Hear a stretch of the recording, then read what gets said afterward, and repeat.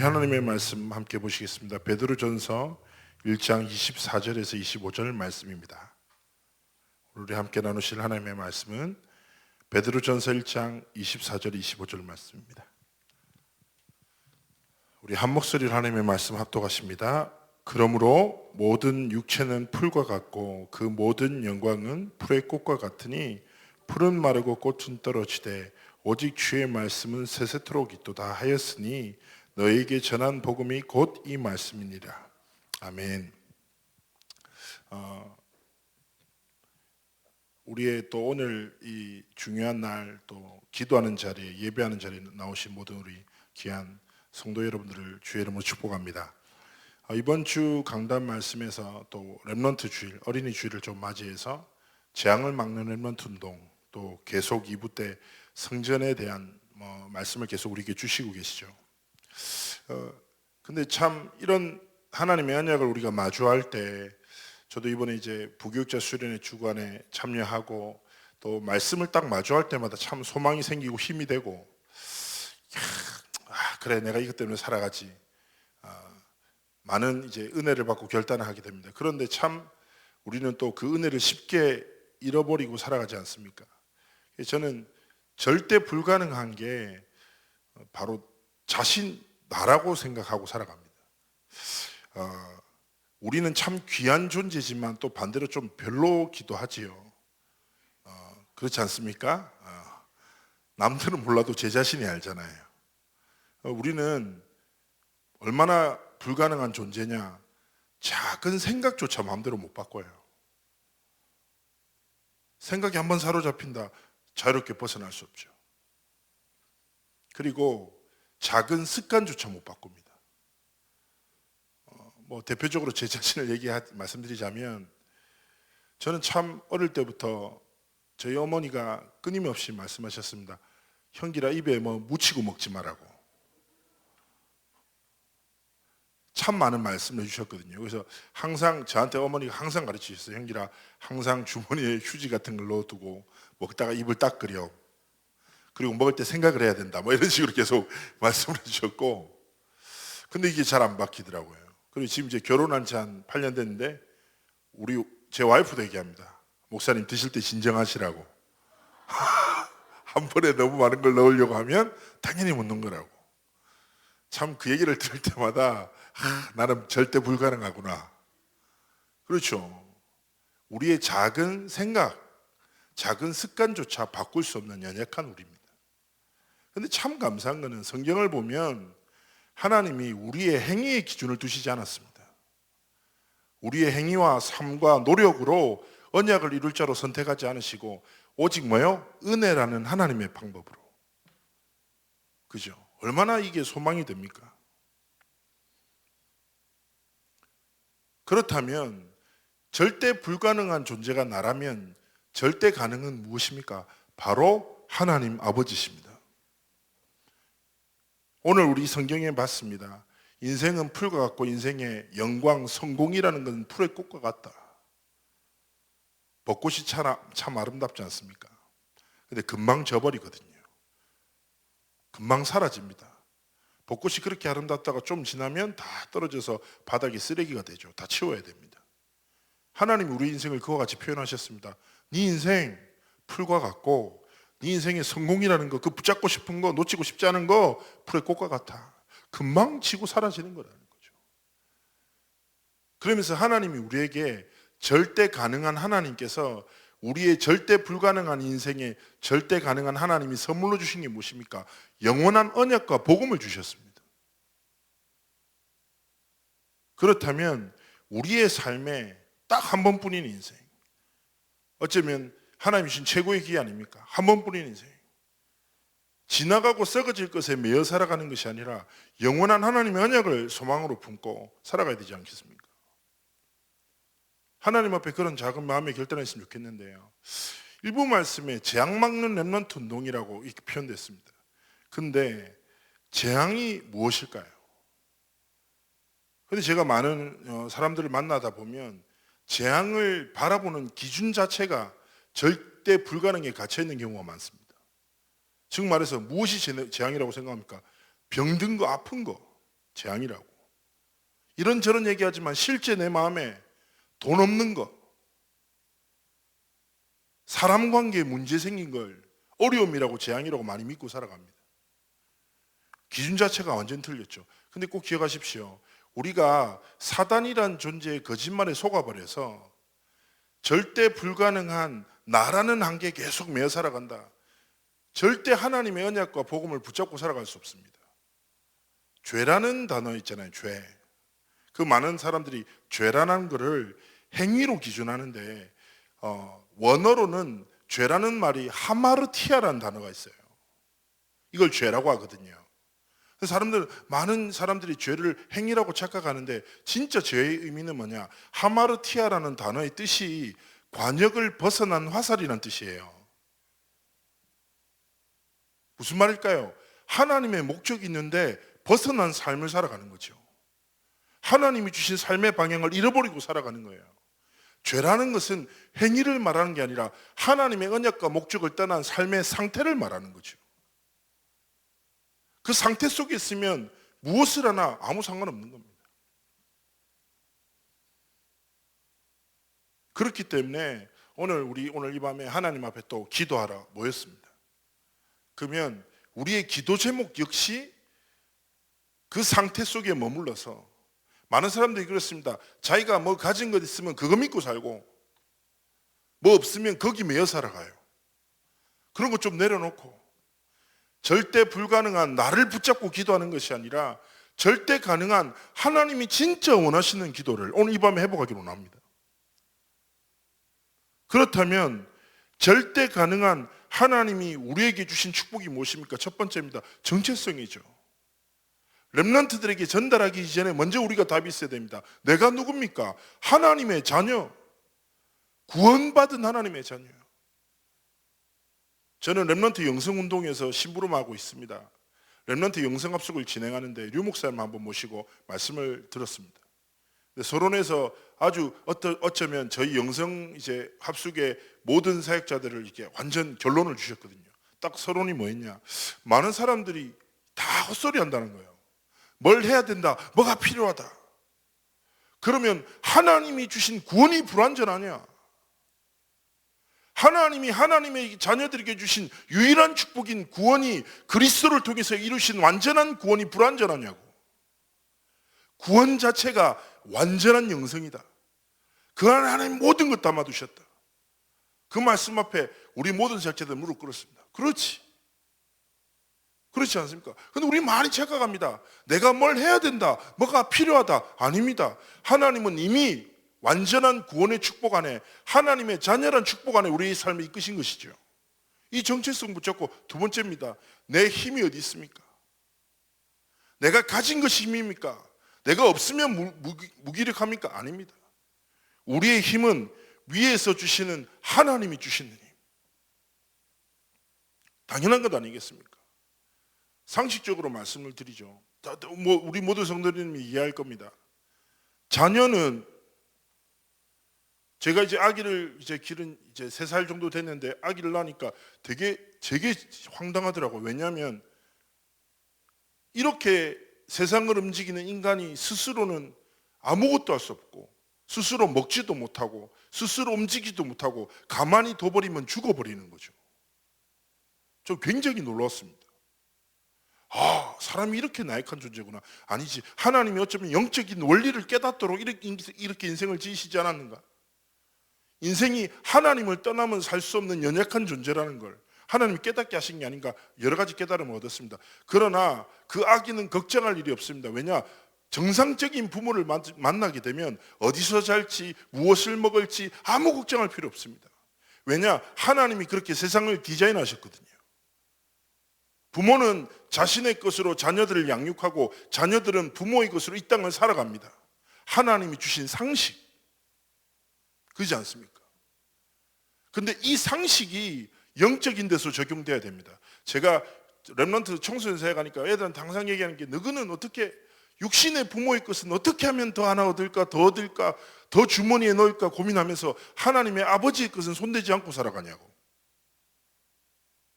상식을 얘기 드렸잖아요. 우리 렘넌트들이 아버지에 있는 돈을 빼낼 그 중심으로 기도한다. 세계복음화 이루거든요. 그렇지 않습니까?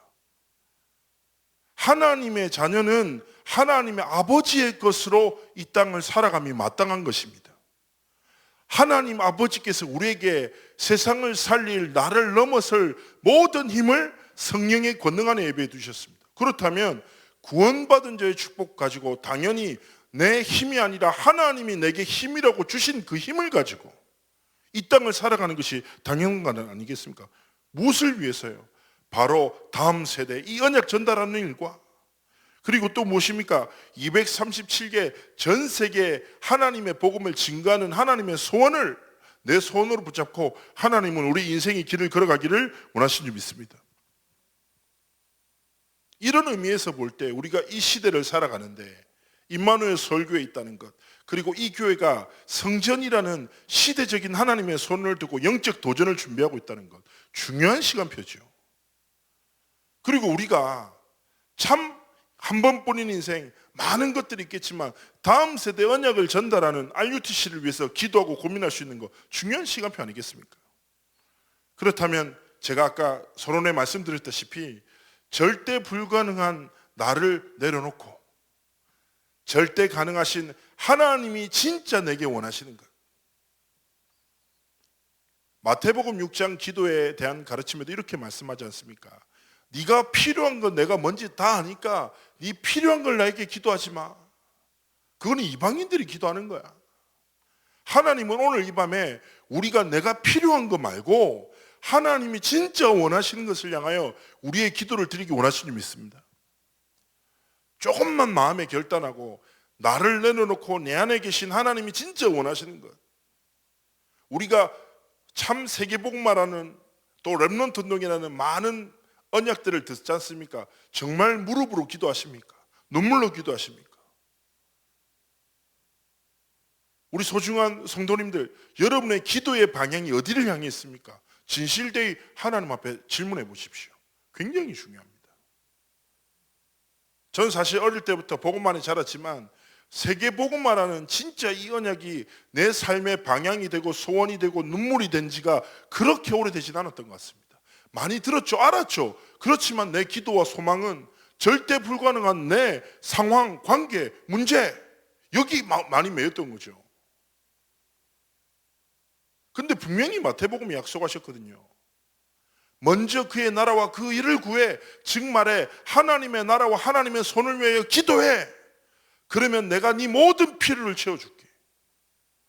하나님이 기도에 대한 약속입니다. 근데 이 기도를 붙잡고 제 삶을 통해서도 체험하지만 많은 전도자 목사님들이 앞에서 이런 말씀 하시더라고요. 나는 복음만 붙잡고 살았다. 복음만 전하면서 살았다. 돌아보지도 않고 살피지도 못했다. 근데 하나님이 모든 것을 채우셨다. 그런 간증을 많이 듣습니다. 제가 감히 귀한 중직자님, 성도님들 앞에서 그런 말 할 수 없고요. 앞에서 많은 선배님들이 그런 간증을 들을 때마다 저는 하나님 앞에 마음의 손을 가집니다. 하나님, 그렇죠.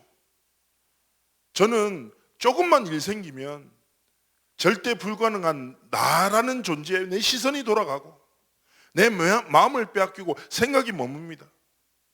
하지만 하나님, 내 한 번뿐인 인생이 절대 불가능한 나란 존재에 매여서 살아가지 않고 절대 가능한 하나님의 언약에 사로잡혀 하나님이 주신 꿈과 하나님의 손을 품고 살아가도록 하나님 앞에서 늘 마음을 다잡습니다. 그렇게 인생을 살아가게 하나님은 원하시지 않을까요? 그러면서 제가 한 하나님의 사람을 소개하고 오늘 좀 설교를 좀 마무리하고 우리 함께 기도하는 시간을 가지고자 합니다. 저는 개인적으로 굉장히 존경하는 신앙의 선배인데요. 짐 엘리엇이라는 선교사 이야기입니다. 이 사람은 죽었습니다. 순교자지요. 좀 스토리를 말씀드리자면 미국의 좀 괜찮은 휘튼 대학에서 졸업한 인재죠. 근데 이 사람이 어린 시절부터 하나님의 나라와 복음을 위해서 살고자 굉장히 많은 꿈을 꿨습니다. 그러면서 좀 본인이 선교사로 하나님 앞에 선언하면서 좀 선교의 방향을 잡은 데가 어디냐? 에콰도르에 있는 남미 쪽의 에콰도르에 있는 좀 그 미전도 종족, 복음이 아예 못 들어간 종족을 이제 가슴에 담은 거지요. 그 중에 아우카 마을이라는 곳을 하나님 앞에 손으로 붙잡았습니다. 근데 이제 문제가 아우카 마을의 이 사람들이 좀 약간 공격성이 강하고, 그리고 소문에는 사람 고기를 먹기도 한다, 뭐 이런 위험한 말들까지 많이 있었죠. 그런데 뭐 하나님의 영에 감동돼 하나님의 소원 가진 선교사들이 기도하는데 그런 환경이 문제가 갈등이 막을 수 있겠습니까? 하나님 앞에 짐 엘리엇과 4명의 친구들이 계속 기도한 거죠.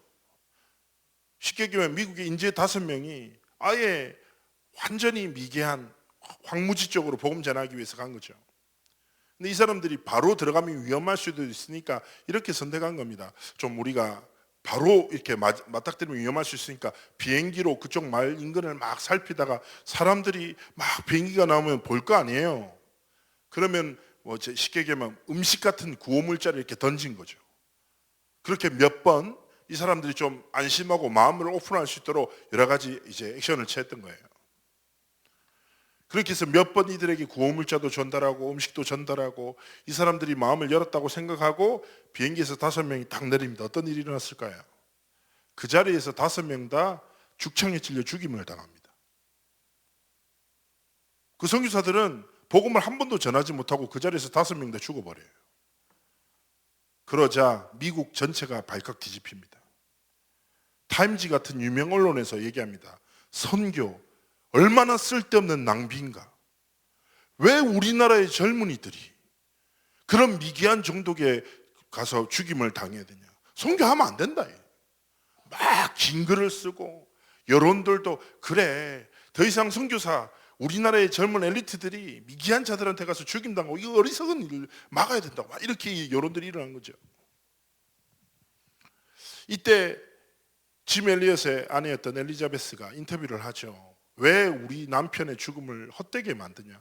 그는 꿈꾸던 대로 살다가 꿈꾸던 대로 죽었다. 그는 하나님 나라 위해서 살고자 했고 하나님의 나라를 위해서 죽기 꿈꿨다고 왜 그 사람의 죽음을 욕되게 하냐, 뭐 이렇게 얘기를 합니다.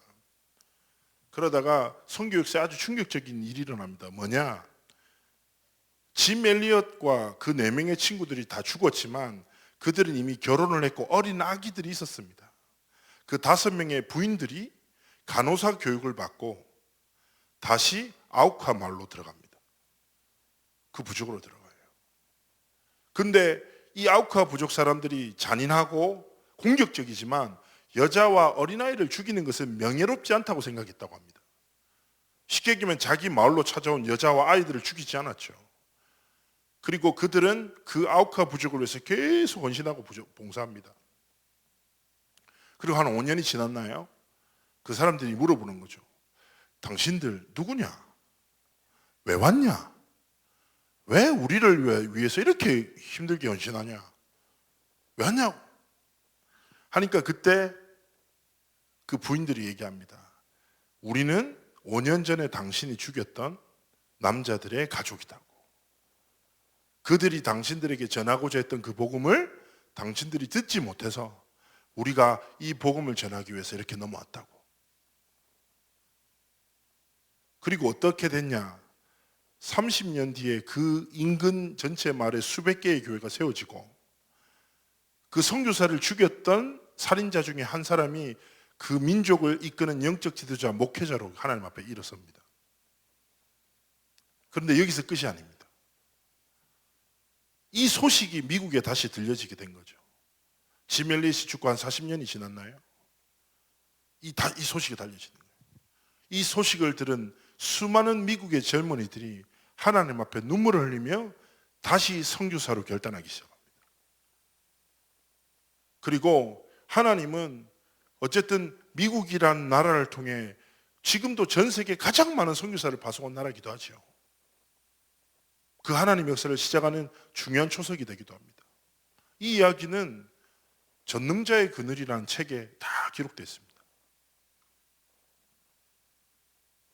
저는 이 이야기를 마주하면서 하나님 앞에서 좀 어떤 생각을 하게 됐냐면요.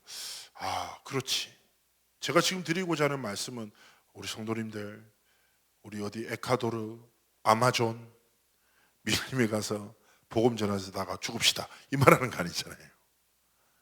그러면서 이제 짐 엘리엇이 살아있는 동안에 하나님 앞에 고백했던 그 고백이 지금도 많이 회자되고 있거든요. 이 짐 엘리엇이라는 사람이 뭐라고 고백했냐? 영원한 것을 위해 영원하지 않은 것을 버리는 일은 결코 어리석은 일이 아니다. 근데 그 글을 제가 딱 마주하면서 하나님 앞에 좀 많은 생각이 좀 들기도 하더라고요. 그렇지. 우리가 가치를 알면 대가를 치르잖아요. 근데 내 하나님 앞에서 내 일생을 두고 하나님 앞에 참 내 생명과 복음을 바꿀 수 있을까? 이 가치 자체가 비교가 안 되더라고요.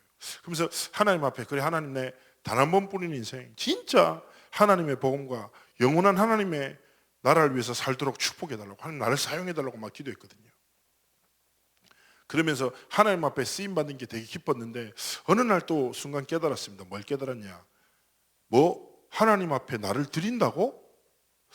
이게 말이 되냐? 하나님이 내 인생의 주인 되시는데 내 것도 아닌 걸 내가 어떻게 줄 수 있습니까? 우리는 얘기하잖아요. 하나님이 내 삶의 주인 되시다고. 주인이 아닌 내가 어떻게 내를 드립니까? 잘 생각해 보십시오. 하나님의 것이 된 우리가 주를 위해 살아가는 것은 헌신과 특별한 삶이 아니라 마땅한 삶인 거지요. 그래서 하나님은 성도들에게 말씀하십니다. 져나가고 썩어질 인생의 소망과 가치를 두지 말고 영원한 하나님의 나라와 복음을 위해 이 복음을 다음 세대에 전달하는 렘넌트 운동을 위해 이 복음을 영원히 남길 하나님이 원하시는 성전 세우는 일에 우리의 삶과 우리의 눈물과 기도와 온 인생을 하나님께 드리기를 원하십니다. 진짜 결론적으로 한 가지 말씀을 한번 드릴게요. 제가 한번 이제 어느 해외 사역 나가는 날이었는데 공항에 앉아가지고 괜히 사람이 좀 비도 오고 해서 기분이 약간 혼자 분위기에 빠진 그런 날 있잖아요. 그래서 커피도 별로 안 좋아하는데 그때는 아메리카노와 크로와상을 먹어줘야 된다고 생각을 해서요. 막 그런 거 사서 다리도 꼬아지지 않는데 억지로 다리 꼬고 막 창밖을 보고 앉아있었거든요. 비행기 기다리고 있는 동안에. 근데 갑자기 뭐 그 공항에 설치된 TV에서 모델 쇼가 나오는 거죠. 패션 모델 쇼가. 그래서 제가 그냥 고개를 돌려서 잠시 보는데 하나님이 되게 간단하지만 좀 깊은 깨달음을 주셨어요. 그게 뭐였냐면 우리의 인생도 저와 저런 패션 모델과 같은 삶이 아닌가라는 생각이 들었어요. 패션 모델은 금방 그 런웨이를 왔다 가잖아요. 인생 같은 거죠. 근데 잘 생각해 보십시오. 패션 모델의 가장 아름다움과 세계적인 패션 모델은 자신이 나타나는 것이 아니라 디자이너의 의도를 가장 정확하게 표현하는 사람입니다. 모델이 튀면 세계적인 모델이 될 수 없습니다. 그런 모델을 어떤 디자이너가 좋아하겠습니까? 최고의 모델은 이 옷을 디자인한 디자이너의 의도가 가장 명확하게 전달되고 표현하고 들어온 사람이거든요. 저는 딱 그거 보면서 그래. 내 인생도 그런 삶을 살고 싶다.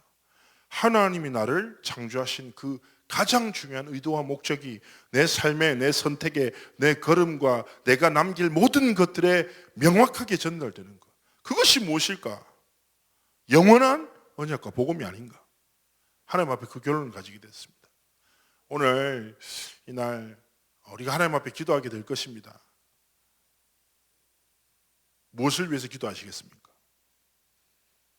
하나님 앞에 오늘 주어진 말씀을 좀 묵상하시면서 진짜 하나님 앞에 나를 두고 진짜 하나님 앞에 소망하며 하나님이 원하시는 전도자, 선교사, 렘넌트 운동의 길과 삶을 살기를 소망하며 하나님 앞에 서기 원합니다.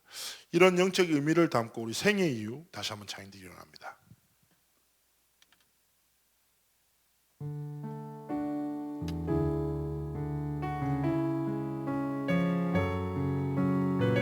우리 시간 하나님의 소원을 가슴에 담고 고백합시다. 복음 증거할 이유, 복음 증거할 이유, 내게 없다면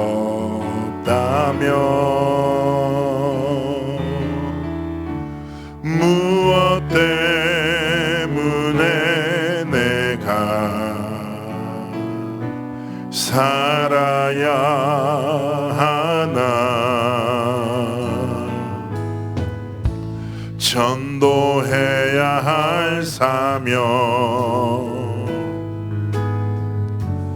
내게 없다면 더 살아야 할 이유 나에게 없네. 푸른 마르고 꽃은 시들어 세상 모든 것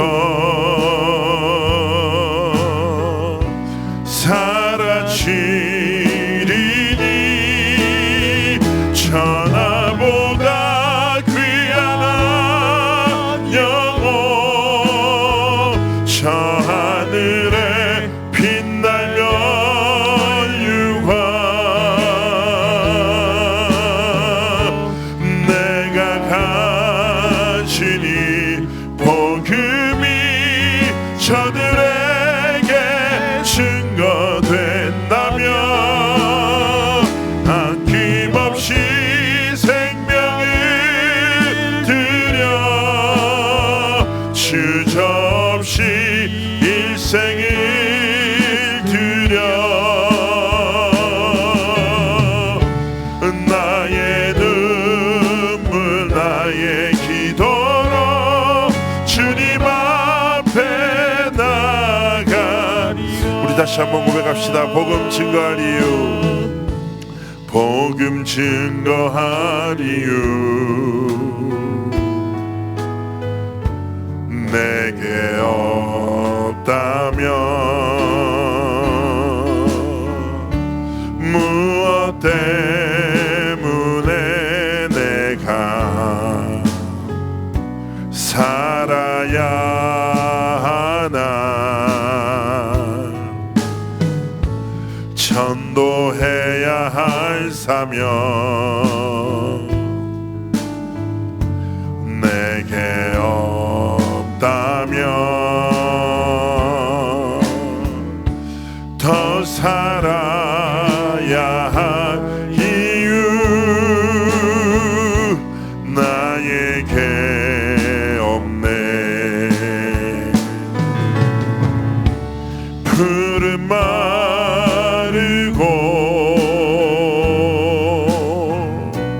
꽃은 시들어 세상 모든 것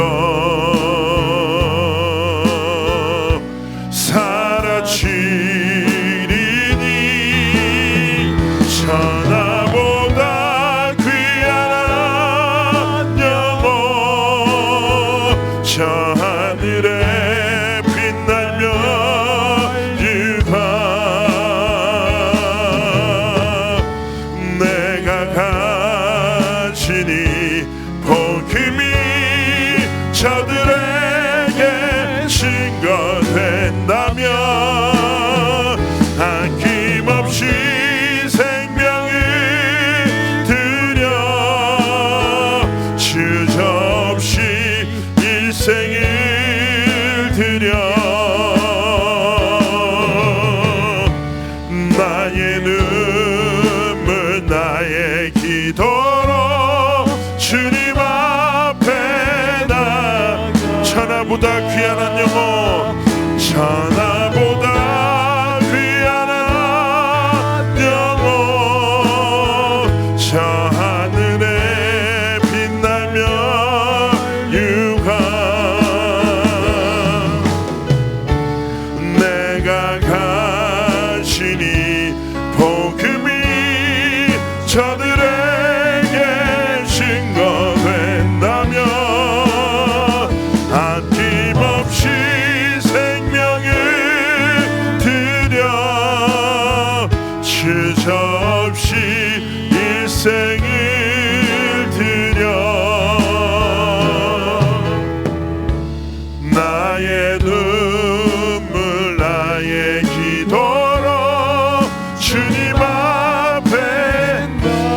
믿음의 손으로 고백합시다.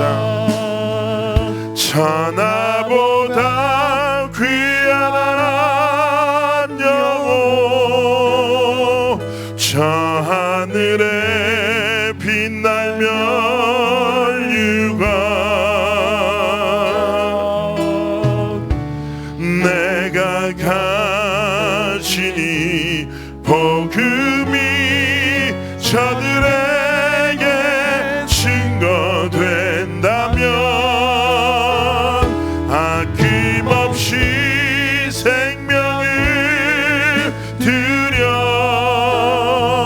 주저없이 일생을 드려 나의 눈물 나의 기도로 주님 앞에 나가리라. 우리 시간에 합심해서 하나님 앞에